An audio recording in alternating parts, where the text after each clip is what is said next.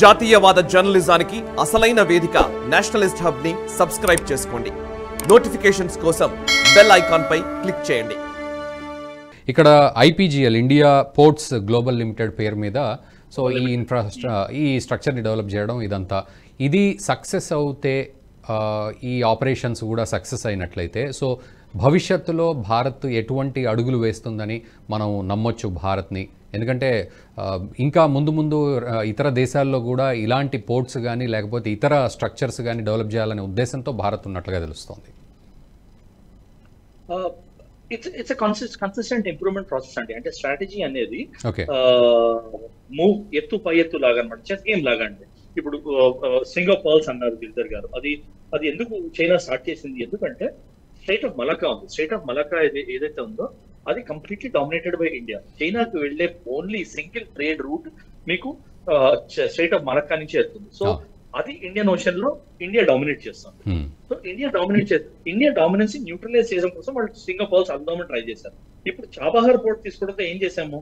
So white ఒక ఎత్తేస్తే black ఒక ఎత్తేసి, so white is always aggressive, black is always defensive ఇచ్చేస్తాండి.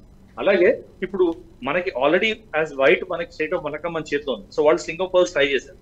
So white తో మన ఎత్తుతో చాబహార్ మనం పట్టుకున్నాం.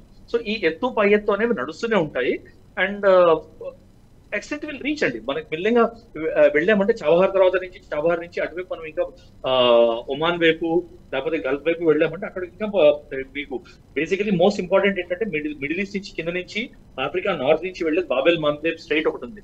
ఆ స్ట్రైట్ లో కూడా మనకి మీకు డామినెన్స్ కావాలంటే అక్కడ కూడా వెళ్ళి మీరు ఈ టంజానియా అన్నారు, ఈ కంట్రీస్ ఇవన్నీ చాలా క్రిటికల్ అండి. మనకి ఆఫ్రికన్ కంట్రీస్ వీళ్ళు విలువ ఏంటి, పపువా న్యూ గినియా వీళ్ళు విలువ ఏంటి అని అనుకుంటారు. కానీ వాటి కీలకమైన ఇంపార్టెన్స్ ఏంటంటే వాటిది జోగ్రాఫికల్ ప్రెసెన్స్ అని.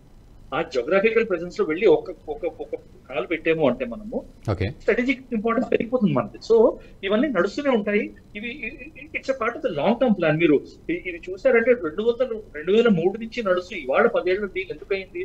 ఒకటే ఒక పాయింట్, మేజర్ పాయింట్, చాలా చిన్న పాయింట్స్ ఉంటాయి డిప్లొమసీ నుంచి మనకి బయటికి రావు, కానీ వన్ మేజర్ పాయింట్ మీద ఇరుక్కున్నది. ఏంటా మేజర్ పాయింట్? మీకు మాకు ఇండియా ఏమంది, మీకు మాకు పరస్పర దీనిలో ఈ పోర్ట్ లో ఏమైనా వివాదాలు వస్తే బయలాటరల్ గా కాదు ఇంటర్నేషనల్ ఆర్బిట్రేషన్ తో చేర్చుకుంటాము అని ఇండియా అంది. ఇంటర్నేషనల్ ఆర్బిట్రేషన్ ఎందుకంది? ఎందుకంటే ఐఎన్ఎస్టీసీ లింక్ అయి ఉంటుంది, multiple countries trade will be link. So అది మనం బోర్డు మీద తీసుకొద్దామంటే ఇరాన్ ఏం భయపడింది? ఇంటర్నేషనల్ ఆర్బిట్రేషన్ అంటే యుఎన్ వస్తుంది, యుఎస్ వస్తుంది, యూరోపియన్ కంట్రీస్ వస్తాయి, మనకి నెగిటివ్ గా ఉంటుందని ఇరాన్ కి ఇండియాకి జరిగిన డిసగ్రిమెంట్ ఒకటే ఒక బోన్ ఆఫ్ కంటెన్షన్ మీద ఏళ్ల తరబడి డిస్కషన్స్ నడుస్తున్నాయండి. సో దాన్ని ఎట్లా ఒపియేట్ చేయొచ్చు? వాళ్ళ భయాలు మన భయాలు రెండు పోవాలి కదా. ఒకటి బిజినెస్, ఇంత పెద్ద బిజినెస్ డీల్ చేయాలంటే అది కన్విన్స్ చేయడానికి ఇంత టైం పట్టింది మనకి. సో ఇవన్నీ స్ట్రాటజిక్ మూవ్స్. ఇంకా మూవ్ అవుతామంటే ఇటు మూవ్ అవుతాం కీలకంగా చెప్పలేము. అది ఐ థింక్ డిప్లొమాటిక్ ఛానల్స్ లోను, స్ట్రాటజిక్ ఛానల్స్ లోను, సెక్యూరిటీ అడ్వైజర్ తోని ఇండియన్ నేషనల్ ఎక్స్టర్నల్ అఫైర్స్ మినిస్ట్రీలోను కూర్చొని మాట్లాడుకునే ఇవన్నీ మనకి విజిబిలిటీ ఉండవు. కానీ ఇట్ విల్ క్యారీ ఆన్ అండి. ఇది ఆగలేం మనం. ఓకే ఒక మంచి దేశం కదా అని మనం ఆగిపోయామంటే అది 2 ఎత్తులు వెనక్కి వెళ్ళిపోవడం అవుతుంది. So it is very important. ఆ చాబహార్ నుంచి మీ ఒకటి ఈ ఐఎన్ఎస్సిసి రూట్ లోను, రెండోది ఈ port Bab el Mandeb and the strait of Palk strait అనుకుంటా గల్ఫ్ లో. సో ఆ స్టేట్స్ నుంచి మనము స్ట్రాటజిక్ ప్రెసెన్స్ పెంచుకోవడము చాలా ఇంపార్టెంట్. చేస్తామనుకుంటే నాకు చాలా కాన్ఫిడెన్స్ ఉంది. ఈ వీడియో మీకు నచ్చినట్టయితే లైక్ చేయండి, 10 మందికి షేర్ చేయండి. అలాగే కామెంట్ల రూపంలో మీ అభిప్రాయాలను మాతో పంచుకోండి. Nationalist hub group of channels ను సబ్స్క్రైబ్ చేసుకుని తెలుగునాట జాతీయవాద జర్నలిజాన్ని ప్రోత్సహించండి. ఈ వీడియో కింద ఉన్న బెల్ ఐకాన్ పై క్లిక్ చేయడం మర్చిపోవద్దు.